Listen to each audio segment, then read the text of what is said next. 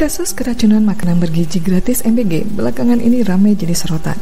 Program yang dimaksudkan untuk memperbaiki status gizi anak sekolah justru berbalik menimbulkan masalah kesehatan.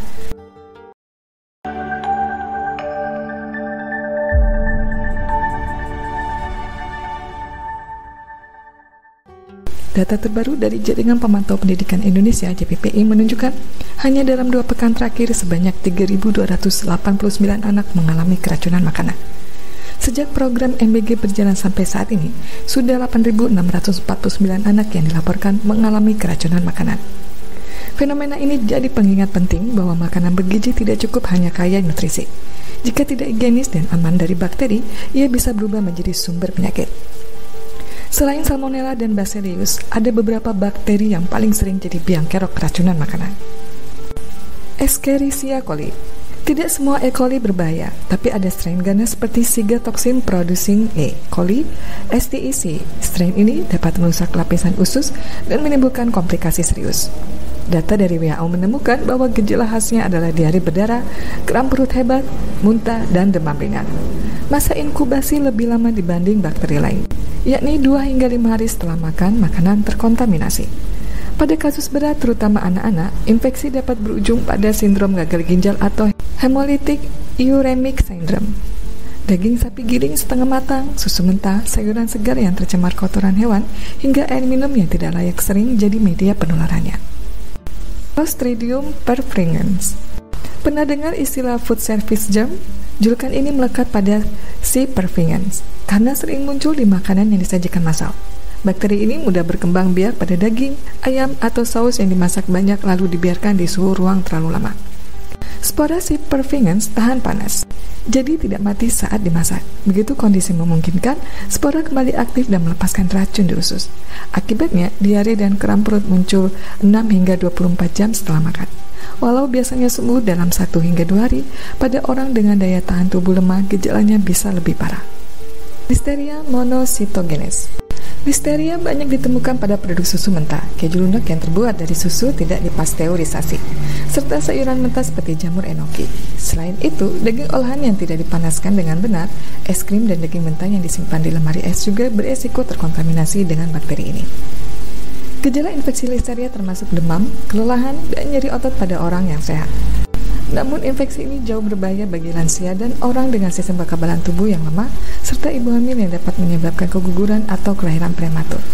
Gejala bisa berlangsung beberapa hari hingga beberapa minggu, tergantung pada tingkat keparahan infeksi.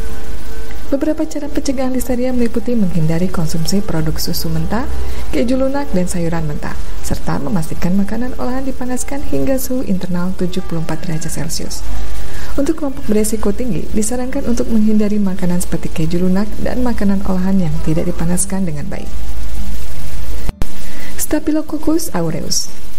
Bakteri Staphylococcus aureus sering ditemukan pada kulit, hidung, atau tangan manusia.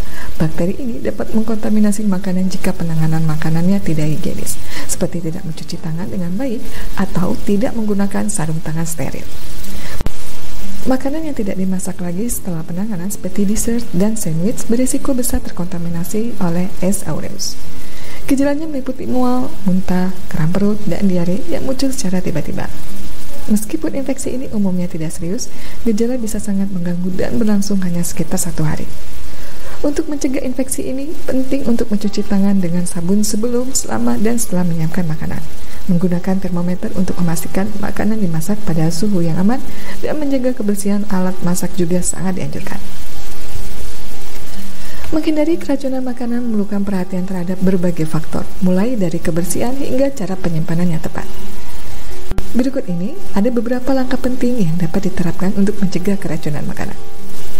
Pentingnya pengujian mikrobiologi. Pengujian mikrobiologi yang dilakukan di laboratorium terakreditasi seperti Prodia FHL sangat penting untuk mendeteksi bakteri patogen dalam makanan. Dengan pengujian yang akurat, perusahaan dapat memastikan produk mereka aman untuk dikonsumsi dan bebas dari kontaminasi yang membahayakan kesehatan konsumen. Praktek kebersihan yang tepat. Kebiasaan yang harus diterapkan dalam mengolah makanan adalah mencuci tangan secara rutin sebelum, selama, dan setelah menyiapkan makanan, atau menggunakan sarung tangan steril. Selain itu, penting untuk memastikan makanan dimasak hingga matang sempurna agar dapat memaksimalkan pemusnahan bakteri patogen yang kemungkinan mengontaminasi makanan. Suhu penyimpanan yang tepat. Menyimpan makanan pada suhu aman yang sesuai sangat penting untuk mencegah pertumbuhan bakteri. Pastikan makanan disimpan di kulkas pada suhu di bawah 5 derajat Celcius dan jangan biarkan makanan terkontaminasi atau dibiarkan pada suhu ruangan lebih dari 2 jam. Hindari kontaminasi silang. Pencegahan kontaminasi silang sangat penting dalam menjaga keamanan pangan, salah satunya keracunan makanan. Pastikan untuk memisahkan bahan makanan mentah dan sudah dimasak, serta menggunakan peralatan masak yang berbeda untuk bahan mentah dan siap saji. Cuci tangan dengan sabun dan cuci tangan setelah alat masak lainnya secara menyeluruh setelah digunakan. Pastikan makanan dimasak hingga matang. Pastikan semua makanan terutama daging, ayam, telur, dan makanan laut dimasak hingga matang dengan suhu yang tepat untuk menghilangkan adanya kemungkinan bakteri patogen. Gunakan termometer makanan untuk memastikan makanan mencapai suhu internal yang aman seperti 75 derajat Celcius untuk daging ayam. Perhatikan tanggal kadaluarsa dan pengemasan. Selalu periksa tanggal kadaluarsa dan kondisi pengemasan pada produk pangan. Jangan mengkonsumsi produk yang sudah melewati tanggal kadaluarsa atau kemasannya rusak karena dapat meningkatkan risiko kontaminasi dan keracunan makanan.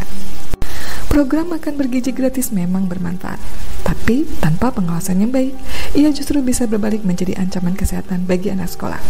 Nutrisi penting, tapi keamanan pangan adalah pondasi yang tak kalah krusial.